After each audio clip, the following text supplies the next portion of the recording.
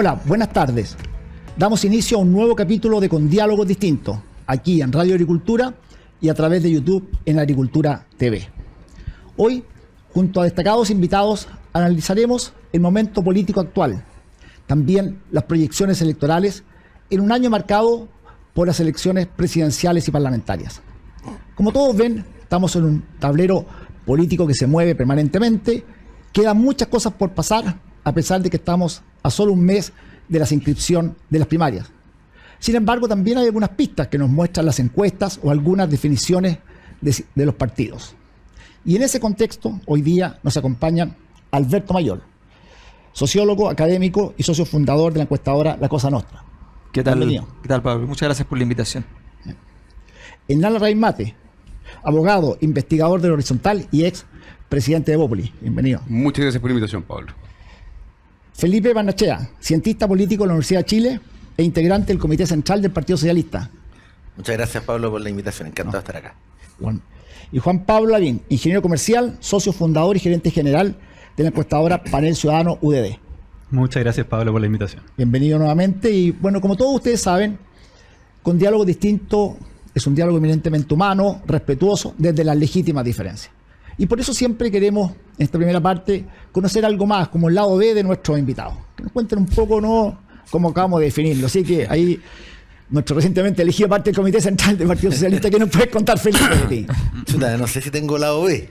Soy demasiado transparente. No. Todos tenemos algún lado B, yo creo, ¿no? No, yo más bien quería contar una anécdota.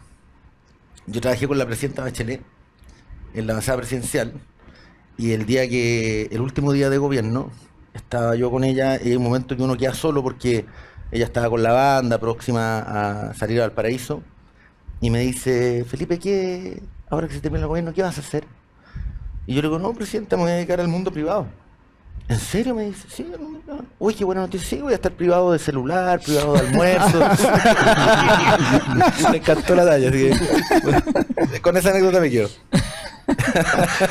Está bueno, está bueno. Y Hernán, ¿qué nos cuentas tú? No, yo tengo un lado B más tradicional, que es que me gusta cantar. Y de hecho, hace algunos años, tuve una banda, una orquesta que tocó bastante y tenía, entre otros gustos, la cumbia. Así que de hecho, hablamos de ayer con algunos de los músicos y hay gran pesar por la partida de Tommy Rey, por ese crack. Así que, Sí. pequeño lado B.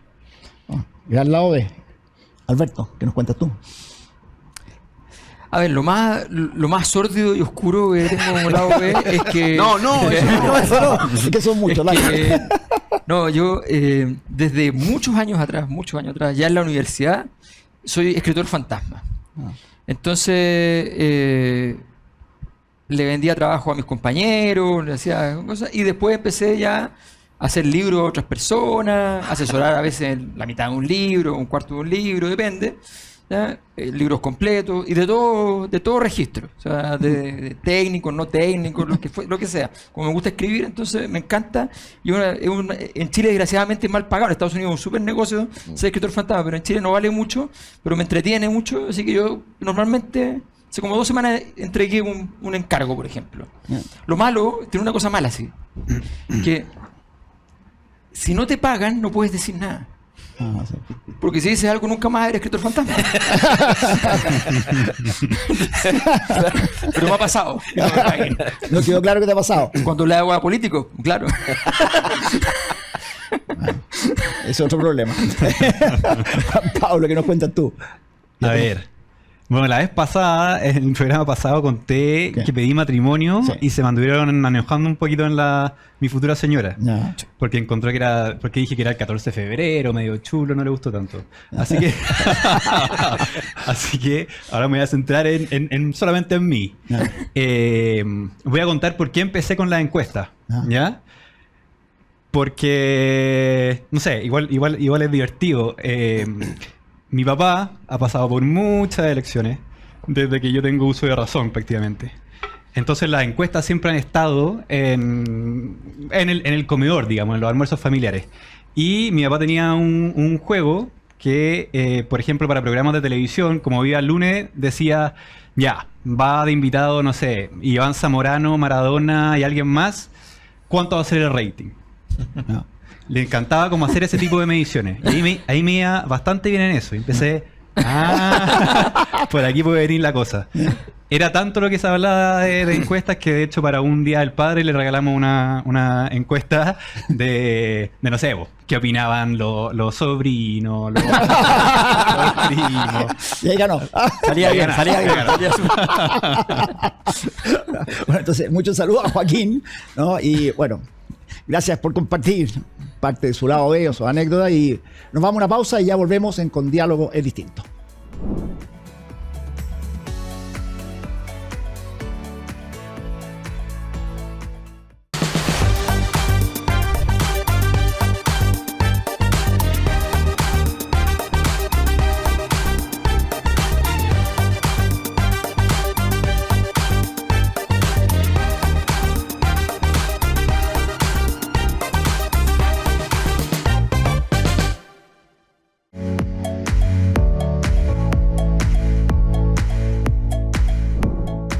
Estamos de vuelta aquí Con Diálogo Distinto, pero antes que saludar a algunos de nuestros patrocinadores, AFP Capital.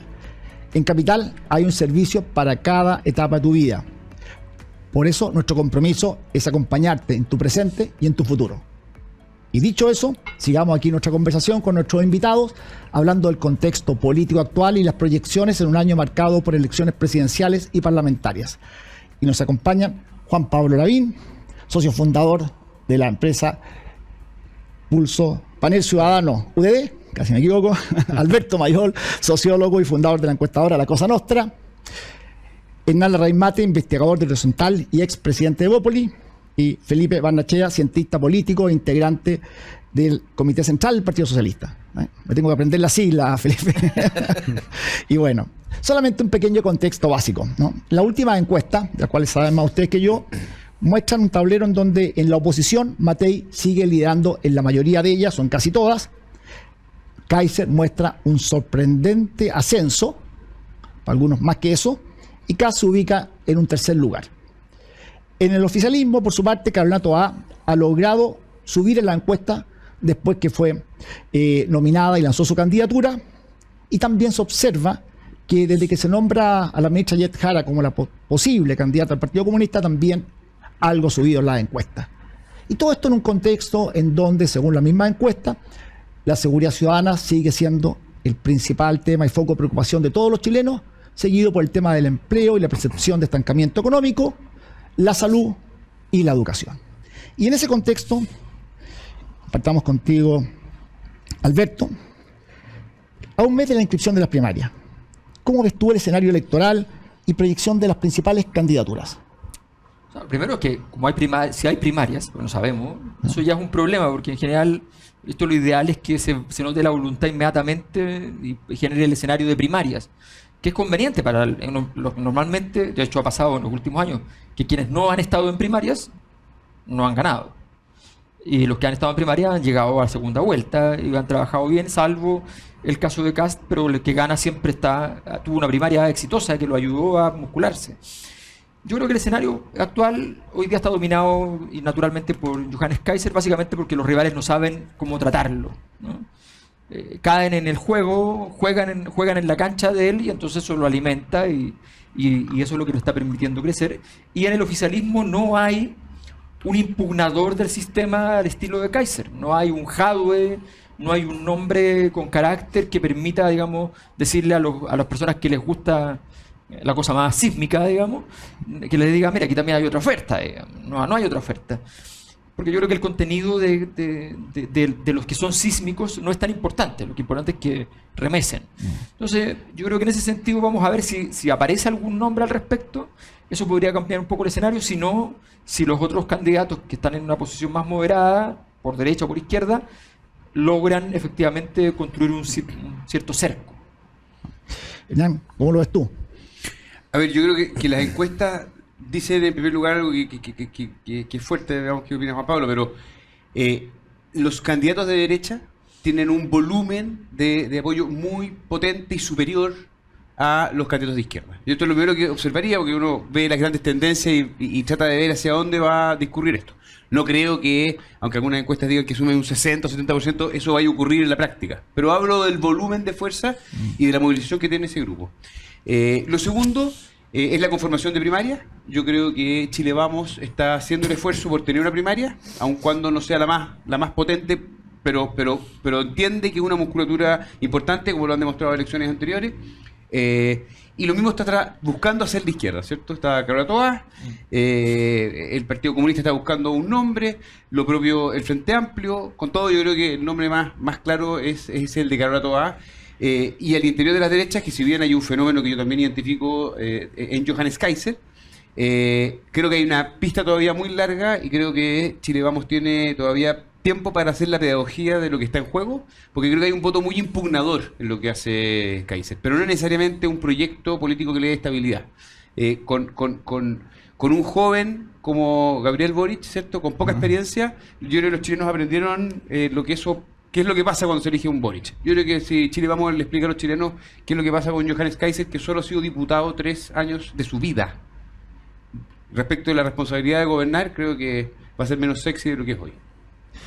Felipe, como el escenario y ya te dejaron tirar, ¿y qué pasa con el Partido Socialista?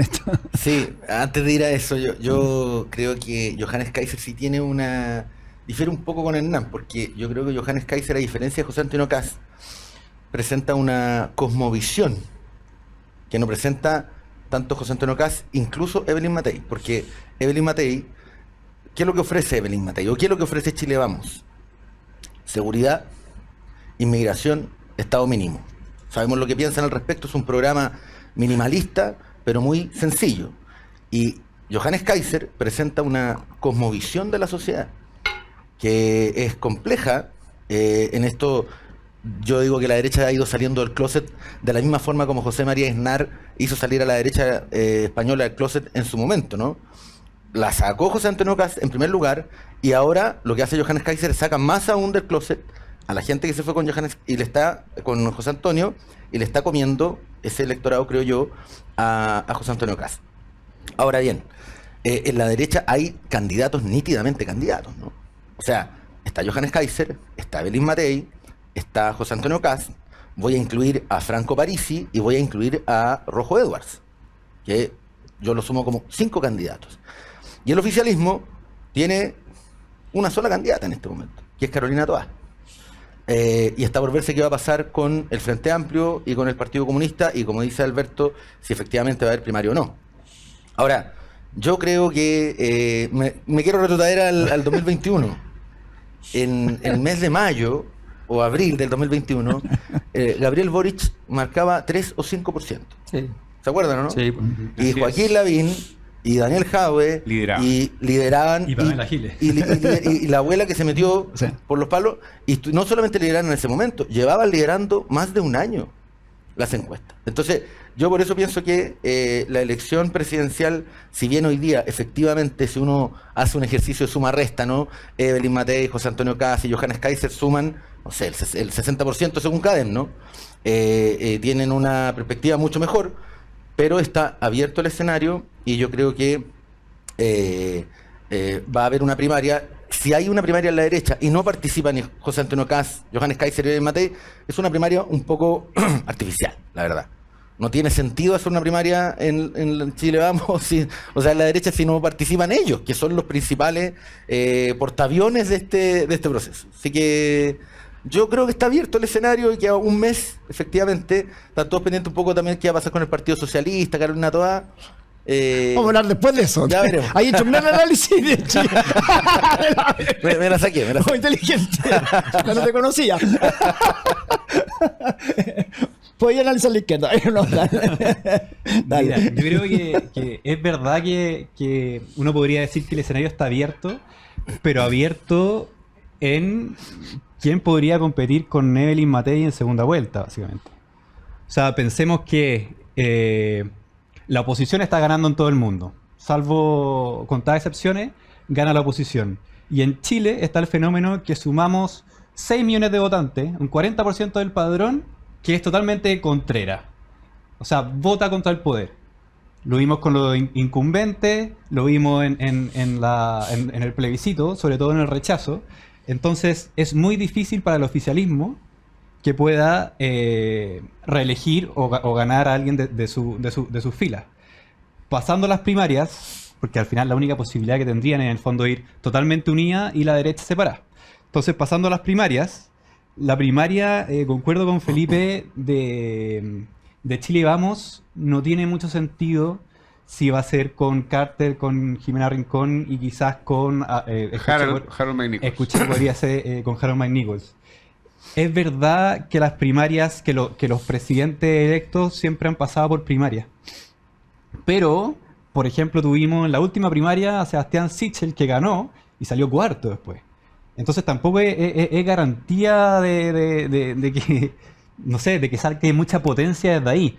Por ejemplo, pongamos el caso de que la derecha o Chile Vamos no hace primaria, hace primaria de la izquierda, y uno dice, ya, pero le está regalando meses de exposición pública, debates.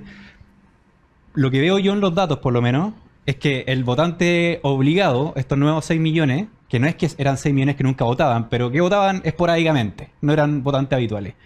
Ellos, si tú le estabas hablando hoy sobre política, te dicen, ¿por qué me preguntas hoy, digamos? Es como, no sé, a mí me pasa, por ejemplo, con mi señora, bueno, futura señora, que cuando va a llegar el Mundial, y todos los fanáticos del fútbol están viendo las clasificatorias, quién va a llegar, los mejores jugadores, etcétera, ella no va a saber nada hasta que el Mundial empiece o un partido importante empiece. Entonces, como, ¿por qué estás preguntando ahora, digamos? Vamos a entrar a ese debate. A ver, Alberto, primarias, no primarias, ¿tú crees que se pueden hacer primarias o qué pasa ahí? A ver, varias cosas. Primero, la primaria, a mi juicio, es musculatura a la vena. O sea, tienes exposición pública, tienes franja televisiva. Debates televisados. Mi franja televisiva tuvo 49 puntos de sintonía. Es un festival de Viña. 15 días, 49 puntos de sintonía. Y tú me decís, no, me muero. O sea, no. ¿Por qué no vas a tener 15 días de 49 puntos, 45 puntos, 43 el que marcaba menos? Entonces, obviamente quiero una franja, ¿no? En segundo lugar, efectivamente, yo entiendo lo que dice Felipe en el sentido de que efectivamente es muy conveniente tener la primaria propia y que no haya primaria ajena, digamos. Eso es muy conveniente. Es muy buena idea, digamos. Y lo hacen muy bien tratando de... Pero es evidente que las primarias son útiles. Entonces, pero sí yo creo que efectivamente ese primer elemento es clave. Ahora, lo segundo es que luego, ¿qué haces tú cuando sales de la primaria? ¿Ya? Otra cosa que creo que es súper importante. En general, las primarias le tienen miedo a todos porque puede hacer que los amigos se peleen. No, lo que ocurre es todo lo contrario. El día que Osandón le dijo a Piñera lo que le dijo, crecieron los dos. No te declararon reo por lindo. Los dos crecieron. Y esa primaria tuvo una cantidad de votantes espectacular en la derecha. Y totalmente inaudita y fuera de contexto prácticamente. ¿Ya? Y Osandón pensó que él crecía en eso, y crecía, pero hacía crecer a Piñera también. Entonces el conflicto le hace bien a los dos. ¿Ya? Cuando yo hablé para ser candidato a diputado contra Giorgio Jackson, yo lo hablé con él. Y me dijo, se eligen 2. Y yo le dije, se eligen 3 conmigo. ¿Y dónde voy a sacar los votos? De pelear contigo. Y se van a elegir 3. Seguramente no salga yo porque me vaya a mandar quizás por dónde. Pero van a salir 3. ¿Ya? Y ahí salieron los emblemáticos del 1%. Salieron 3, pues Winter era de... Winter y la Natalia Castillo. Sí, claro. ¿Qué opinas tú con respecto al tema de las primarias, más allá de cómo se conforme? ¿Tú crees que son importantes, en este caso, para Chile? No, yo creo que Chile Vamos... Por supuesto que las primarias tienen pro y contra y hay que analizarlo respecto a cada escenario. Hoy día Evelyn Matei lidera las encuestas. Tiene Chile Vamos cuadrado detrás de ella, por lo tanto no habría que hacer una primaria intracoalición. No es necesario. Tiene la designación y el apoyo de los 3 partidos. Hay 2 candidatos por su derecha que están compitiendo y que tienen un peso, aun cuando ella lidera, y que hay que meterlo en la balanza. Y hay luego otras personas que también les gustaría competir y que podrían tener un interés en competir en esa primaria porque los perfila, porque los puede hacer crecer. Entonces, la pregunta es, ¿dónde hay más pro que contra? ¿Y cuáles son los riesgos que están yo creo que hay un riesgo, que es que la primaria tenga poca reacción, porque es tan evidente quién va a ganar y los otros no sean tan competitivos que le quita gracia. Hay otro argumento que creo que hay que notarlo, que es que los dos que se quedan afuera pueden tener el incentivo ese día a movilizar votantes por un cártel, por un tercero que sea parte de esa... Con todo, yo no creo que eso sea tan fuerte, pero es un argumento que está arriba de la mesa. Como sea, suma y resta, yo creo que hay más ventajas, creo que es un espacio de exposición potente, creo que si tú logras montar una primaria con personas que son líderes nacionales, creo que Carter lo es, creo que Jimena Rincón lo es, creo que Harold McNichols le agregaría un cierto condimento por nombrar a un grupo. Si algo de esa naturaleza, porque creo que solo con Carter o solo con Rincón, por decir algo, es extraordinariamente débil, ¿te fijas? Le haría bien. ¿Parisi te gusta ahí? ¿Cómo no veía a Parisi en la primaria? No, yo a Parisi no lo veo dentro de la cultura de Chile Vamos. Y no creo que tengamos tantos mínimos comunes. Así que intuyo que lo razonable es que en primera vuelta busque primaria en otra parte. En mi opinión. Ahora hablemos del oficialismo. Hay primaria, no hay primaria. ¿Qué pasa con el Partido Socialista? Y también preguntarte, te conoce bien ahí, ¿qué pasa con Jara, que no la nominan todavía? Bueno, yo creo que va a haber primaria en el oficialismo, veo muchas ganas. Hay una candidata ya declarada, que es Carolina Toá, que acaba de dejar el gobierno, que se afirmó porque, contrario a lo que muchos pensaban, subió, cuadruplicó, se triplicó lo que venía marcando estando dentro del gobierno, su posición en los instrumentos de medición de la opinión pública. Eso yo creo que la afirmó bastante bien. Y la tarea que efectivamente tenía que hacer era convencer al Partido Socialista que la apoyara. El Partido Socialista se demoró en esto, esa es la verdad. Yo pienso de que la esperanza de tener a la presidenta Bachelet, que si en el caso que la presidenta Bachelet hubiese aceptado este clamor que había por que volviera, me parece que no iba a haber primaria con ella. O sea, tanto el Frente Amplio como el PC se iban a allanar a su postulación. Yo creo que el Partido Socialista en este caso se va a terminar allanando por Carolina Toá. Me parece que es lo lógico, lo natural, pero ya se ha demorado bastante y se va a seguir demorando un tiempo porque tiene que constituirse la nueva mesa directiva, ¿cierto?, etcétera. Y además faltan los dos candidatos del Frente Amplio y del Partido Comunista. Me decías, Pablo, lo de Janet. Quizá a ella también le pasa un poco lo que le pasó a la propia Carolina Toá, que es que yo creo que Carola se demoró mucho en salir del gobierno. Ella debió haber salido en diciembre y quizá hubiese capitalizado mucho más. Y Janet Jara está en una situación bien compleja. Bueno, la cultura del PC es una cultura compleja, disciplinado, jerárquico, etcétera. Pero yo creo que, no sé si lo hablamos en el backstage, sería un golpe que ella, por voluntad propia, saliera del gobierno, y eso pondría en un pie forzado, naturalmente, al PC. Ella tuvo un discurso muy simple, que llegó al corazón de la gente, creo, por lo menos de la audiencia que estaba el día que se promulgó la reforma previsional. Habló de su vecina, que gracias a las 40 horas ella esperaba, la vecina, a sus hijas del colegio, no al revés. O sea, hablan muy en simple, y ese también es un desafío complejo para Carolina Toá, que es una persona intelectualmente muy sobresaliente, etcétera. Juan Pablo, hablando un poco de encuesta, y vamos al otro lado. Toá Jara, ¿es una primaria competitiva? ¿Podría tener posibilidad Janet Jara o una primaria que creen que sería corrida por Carolina Toá? Bueno, teóricamente, como en las primarias vota alrededor de un 20% de la población, o sea, 1 de cada 5, ya sumando derecha e izquierda. Entonces, obviamente, vota la gente más politiquera, ideologizada. Entonces, supuestamente, con ese contexto, Janet Jara podría tener una buena elección. Que sea suficiente como para ganarle a Carolina Toá, al menos en los números que tenemos nosotros, le falta mucho. Le falta mucho. Quiero sumar a esto que, bueno, en la última encuesta que publicamos, nosotros mostramos la diferencia que hay por tipo de votante, tratando de estimar a este nuevo votante, ¿cierto? Al votante obligado. Y podemos ver que en el caso de Carolina Toá, si las elecciones fueran como fueron en el 2021, o sea, que vota cerca del 50% de la población, los más politizados de la población, la mitad más politizada, ella ganaría. O sea, no, en segunda vuelta no, probablemente no, pero ganaría en primera vuelta. el problema que tiene ella es que tiene muy poco arrastre en este votante obligado. Y se da principalmente por lo que te decía en un principio, de que este votante obligado vota contra el poder. Entonces es muy difícil para ella poder, no sé, al menos carcomer un poco de ese voto tan contrera, digamos. Entonces, no sé, encuentro relevante tener esa mirada, que si estuviéramos con el modelo anterior, del 50%, una derecha dividida en 3, la izquierda te ganaba, digamos. Perdón, Sí. tú dices que cuando gana, tú dices ganaría en primera vuelta, es que pasa a segunda vuelta. Que pasa a con- segunda vuelta, sí. claro. Sí, perdón. No es que gane, Ya, no es que sí, saque un sí. 50%, Pasaría- perdón. Pasaría o a sea, segunda vuelta. Claro, una derecha en 3 punteando. pasa Carolina Toá primera a Claro. segunda vuelta, eso es lo que tú O dices. sea, segunda vuelta tradicional. Derecha Efectivamente. y Sí, izquierda. efectivamente. Ya. Sí, ¿Cómo lo ves tú? el fenómeno masa. Sí. Sí, en el fondo No, pero ahora sí. la única posibilidad es porque este votante obligado le da más poder a este alrededor de 60% que está aglomerando la derecha y por eso puede ir con 2 y hasta con 3 candidatos. Eso es bastante arriesgado, pero puede ir con dos candidatos y hasta pasar 2 en un escenario.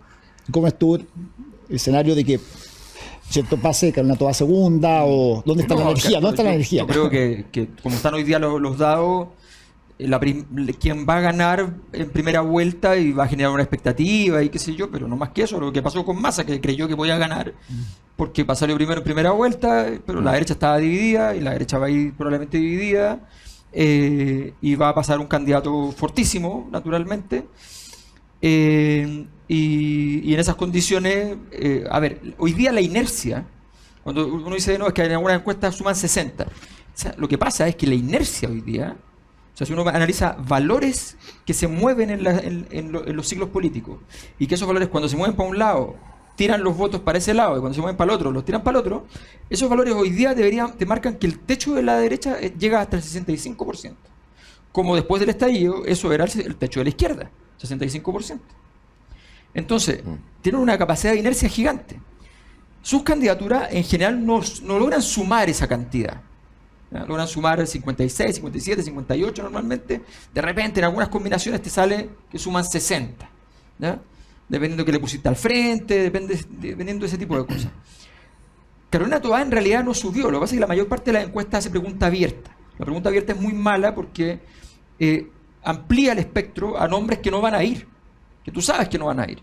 Entonces marcas menos el Bachelet, candidato. por ejemplo, Claro, aparecía en todo. claro, entonces te engaña. Si tú ponías a Carolina Toá en un escenario realista, siempre marcó 30 puntos. Siempre marcó 32 puntos, 34 puntos o 30 puntos. Nunca marcó otra cosa. Entonces, en el fondo, está marcando lo que tiene que marcar cuando se dice es la candidata de este sector y no hay otro. Bueno, marca 30 puntos. Ya está. Entonces, yo creo que hay que ponderar porque todavía las formas de medición y todo el escenario está muy mediado por estos puntajes de una época en que todavía no se nombran algunos de los candidatos. Ahora, yo creo que Janet Jara, ojo, yo creo que ella tiene... Hay una cosa que está muy clara de Janet Jara, que cualquiera lo sabe, que es la única persona de toda la oposición en todo este tiempo, durante el gobierno de Boric, que logró hacer cosas. De todo el gobierno. De todo el gobierno. Dijiste de toda la oposición. De todo lo De todo el demás. gobierno. De todo el gobierno. Sí, sí. De todo el gobierno. Sí, que se comporten como oposición. Es una cosa interesante.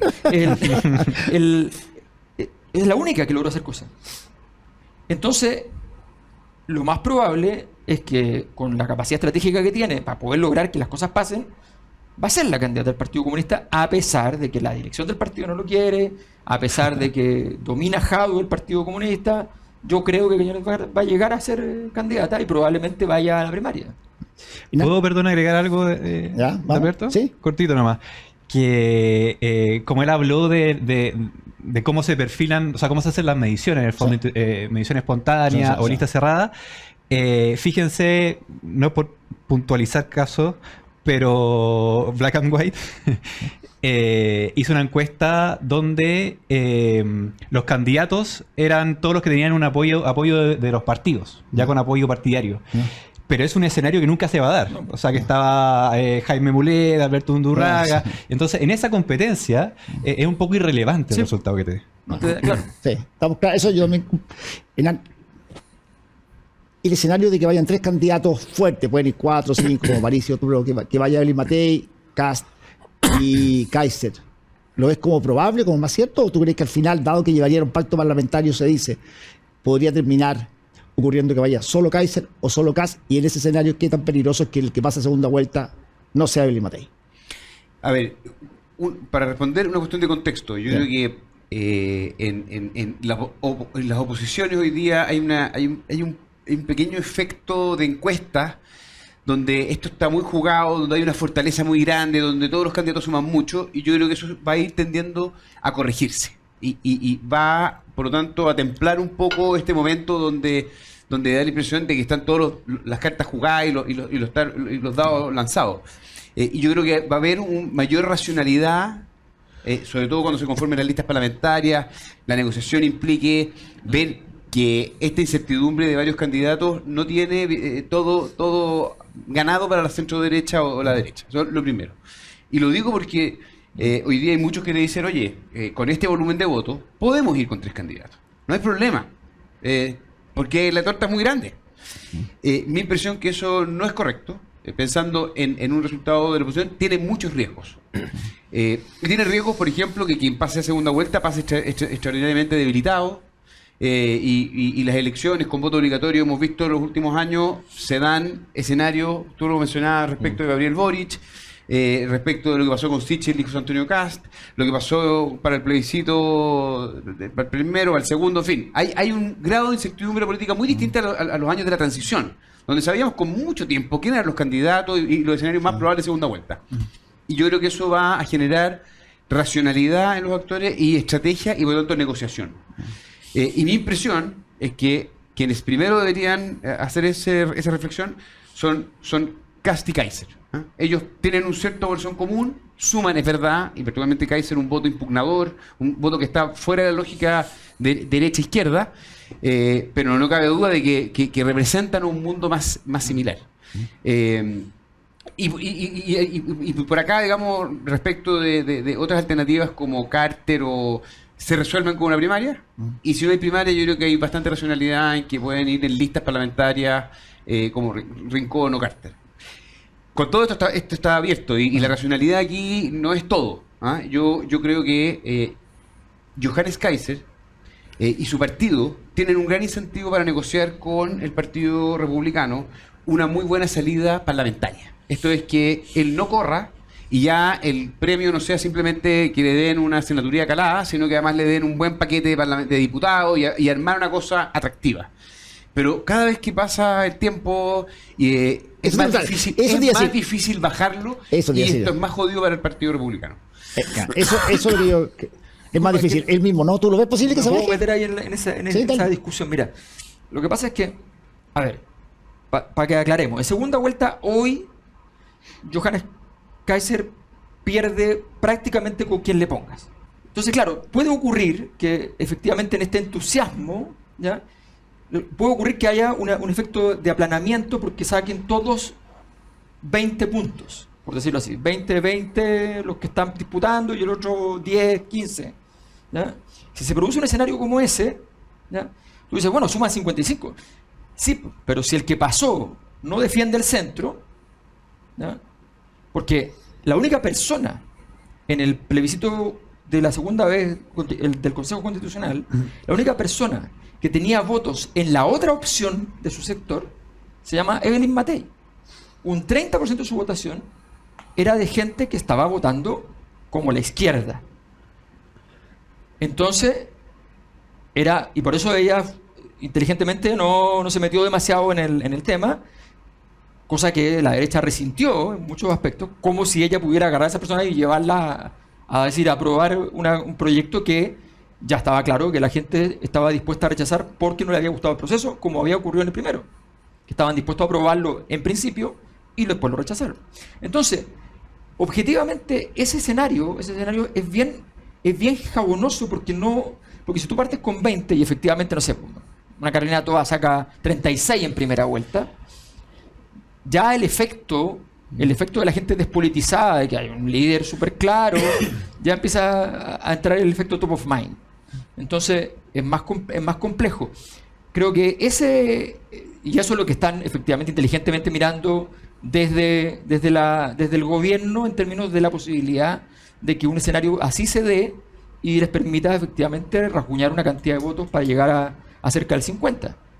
Felipe, ¿cómo ves este escenario? Tanto Sí, yo, bueno, haciendo este raconto hacia el 2021, donde teníamos este escenario, ¿cierto? Y no ocurrió nada de lo que decía ese abril-mayo de ese año, en esta lógica de que estamos en una elección abierta, que no es que las encuestas se equivoquen, o sea, pueden haber mejores encuestas o peores encuestas.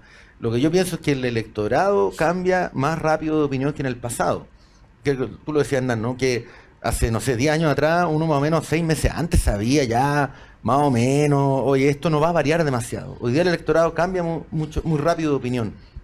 Y yo, el escenario que prefiguraba Alberto, me retrotrae, lo conversamos antes de entrar acá al set, a la elección francesa del 2002. Ninguno sacó más del 20%. O sea, Jacques Chirac llegó con 19%,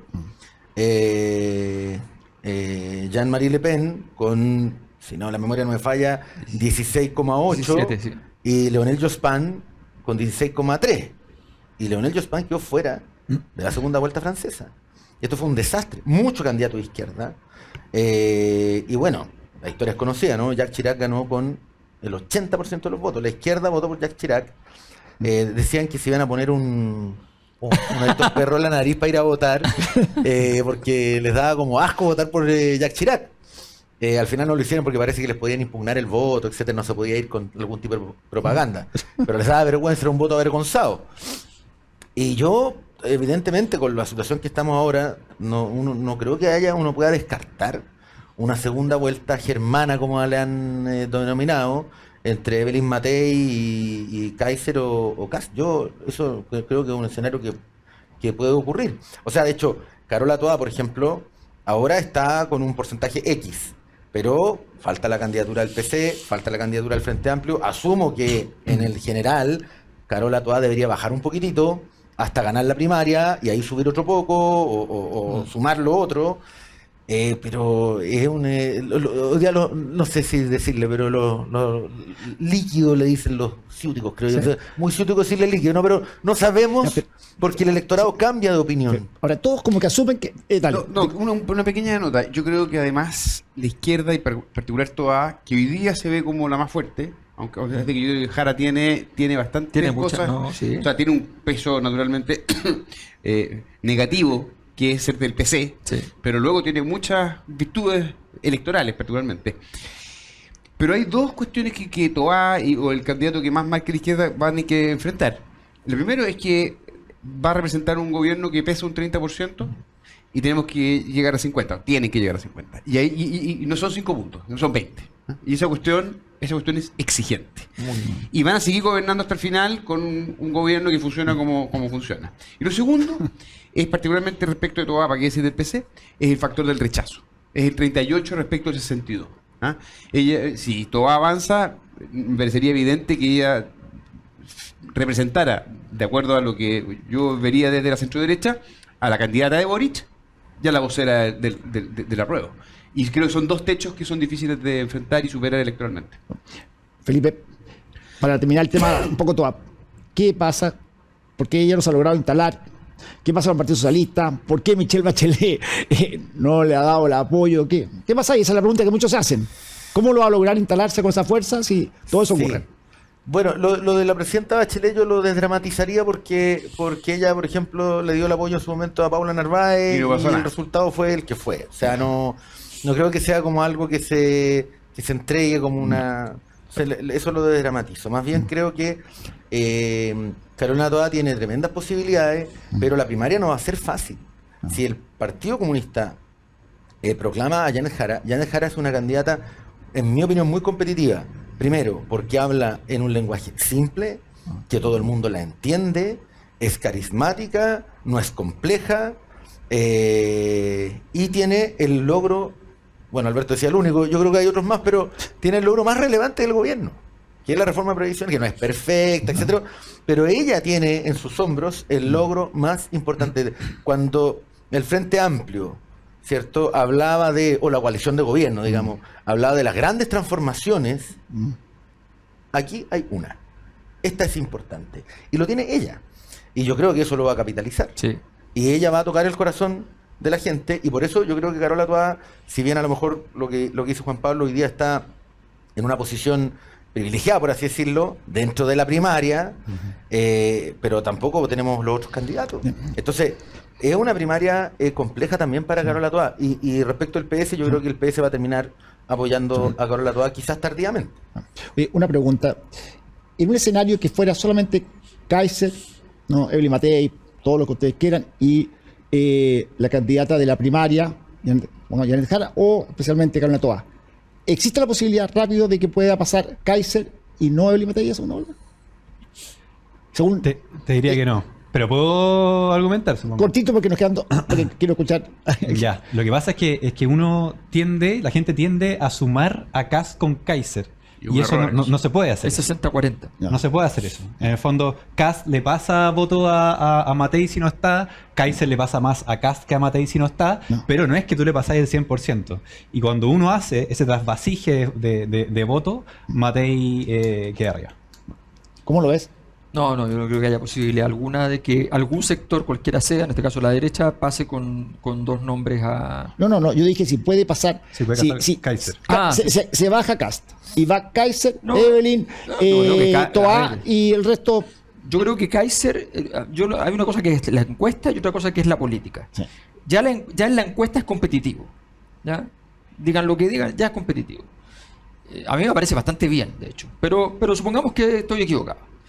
El problema es otro. El problema es que políticamente no han encontrado el antídoto. Políticamente no se está jugando el partido adecuadamente para enfrentar ese tipo de liderazgo. Por ejemplo, si entra Jara, probablemente, naturalmente se resuelve un poco el problema. Porque Jara y Kaiser van a encontrar su oponente ideal y van a jugar simétricos. Pero mientras haya caos, como vive del caos, mientras haya caos, él crece. Yo Eso, quiero discrepar. Yo creo que hasta ahora la campaña de José Antonio Kast y de Evelyn Matei no han iniciado un trabajo político para diferenciarse y confrontar qué es lo que pesa cada uno. ¿Ah? Pero yo personalmente lo he dicho públicamente y más en privado, no me han pescado mucho, no va a ser la primera vez. Yo creo que no debes dejar de crecer tanto a un adversario que es peligroso objetivamente. Sí.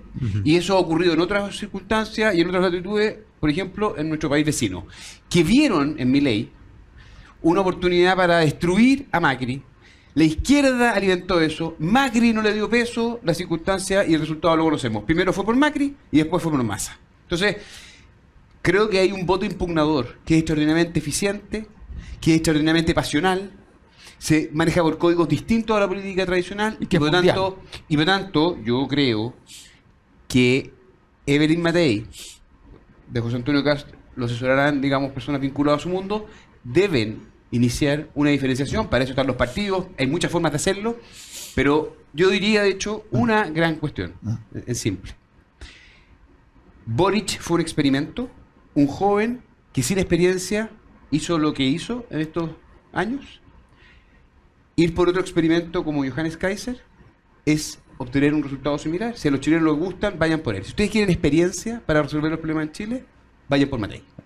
Oye, tengo un minuto, así que es sí o no. ¿Puede ser Kaiser el Milei chileno? Sí. Sí. Sí. Ok. Eso queríamos escuchar, así que, como dijiste, ya, los otros candidatos tienen que ponerse las pilas si no quieren que eso ocurra en Chile. Vamos a una pausa y ya volvemos con Diálogo es Distinto.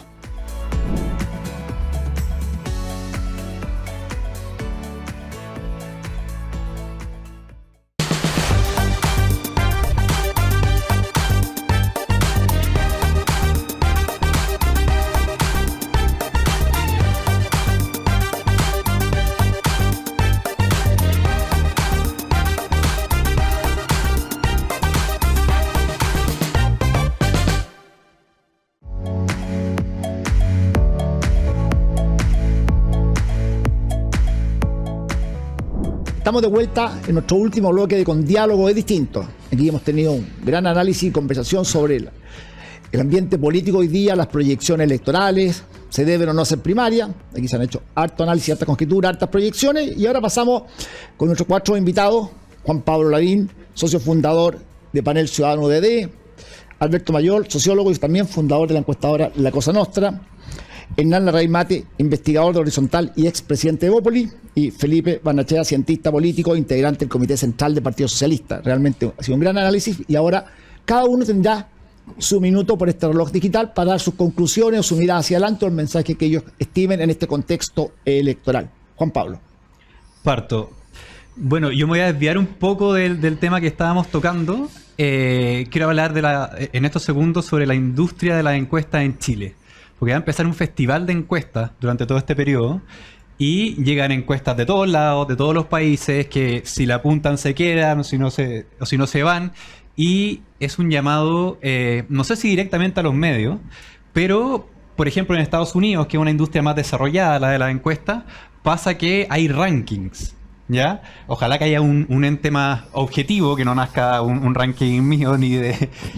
pero que exista algún ente independiente que haga algún tipo de ranking, porque si no, al final se presta para encuestas compradas por candidatos que afectan mucho la contingencia política.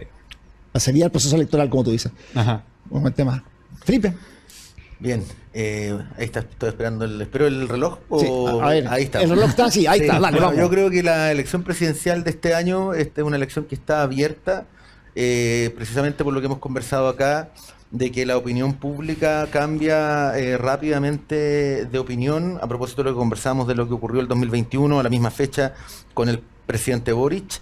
Y creo que eso no lo ha notado o no lo ha aquilatado el oficialismo. Ahí observo que hay mucho pesimismo en el oficialismo, en circunstancias de que yo creo que hay opción aún para el oficialismo de mantenerse en el poder. Deberían tomar nota de ello, porque cuando uno da por perdida la elección antes de jugarla, la pierde. Yo creo que hay opciones, a pesar de todos los problemas, las dificultades del gobierno, lo que va a cargar el candidato o candidata del oficialismo con el gobierno, a pesar de todo eso, hay una posibilidad, y yo creo que la derecha eso también lo sabe y también tiene sus dificultades. No. Oye, yo quiero hacer una reflexión sobre la reforma de pensiones que fue recientemente aprobada. Y el mensaje es en particular para Chile Vamos, que jugó un rol muy importante en el debate técnico y político que hubo en el Congreso, logrando sacar adelante una reforma que llevaba años esperando y muy demandada por la ciudadanía. Y, oh paradoja, una vez aprobada, creo yo, dejó de defenderla, por una cierta inquietud por los efectos electorales de la misma. Y yo creo que tiene que tener mucho carácter y convicción de que la reforma es buena técnicamente, es buena políticamente y es buena ideológicamente. Es una reforma que profundiza la capitalización individual, el derecho a elegir, le puso una inyección al mercado de capitales, va a tener beneficios directos en el corto plazo para muchas personas. Le infligió una derrota electoral y particularmente ideológica a la izquierda, que terminó bailando cumbia al son de las ideas de la libertad. Y en vez de defenderla con convicción y pasión, duda respecto a esto. Esto es una paradoja. O sea, a pesar de haber hecho la pega más difícil, una vez de haber sido muy corresponsable de este resultado, no la defiende con convicción. El tiempo, yo creo que si no lo hace, la va a castigar. Claro, el mensaje. Alberto, ¿tu minuto? Me engancho con la idea de la falta de convicción, da lo mismo en cualquier fuerza política porque es un mal bastante frecuente en tiempos actuales y tiene que ver con un fenómeno que es mundial. Estamos viviendo, miren Europa, miren lo que quieran, donde ustedes quieren ver van a encontrar lo mismo. Eso se llama malestar social. Malestar social no es gente que se siente mal porque es pobre, porque no puede comer. No. Malestar social es cuando tú dejas de entender para qué existe la institucionalidad, para qué existe la política, y entonces tú vacías la política. Dices, hay que vaciar la política, hay que vaciar todo lo que representa institucionalidad, porque eso no funciona. ¿Qué es lo que pasa después de eso? Lo que pasa después de eso, y es que aquí lo que no se entiende es que la política, contrario a lo que se piensa, no es el poder. La política es la domesticación del poder. Es la forma institucional de hacer que el poder tenga una estructura. Cuando tú sacas la política, lo que queda es el poder tal como es. Los que tienen más pistolas, los que tienen más dinero, los que tienen más contactos, Ese es el poder. Entonces, creo que es importante entender el contexto mundial en el que estamos viviendo y es importante abordar el problema del malestar social de verdad. Bueno, han habido 4 grandes mensajes y les quiero agradecer a cada uno de ustedes por esta profunda, fuerte y jugada conversación, ¿no? Y también a todos quienes nos escuchan, nos ven por todas las plataformas de Agricultura y Agricultura TV, también en nuestras redes sociales, @con diálogos distintos, también en Spotify, Apple Podcast y tantas más. Y como todos los domingos, los esperamos el próximo domingo a las 12 horas en un nuevo programa de Con Diálogo es Distinto. Muchas gracias a cada uno. Muchas gracias, Muchas Pablo. gracias.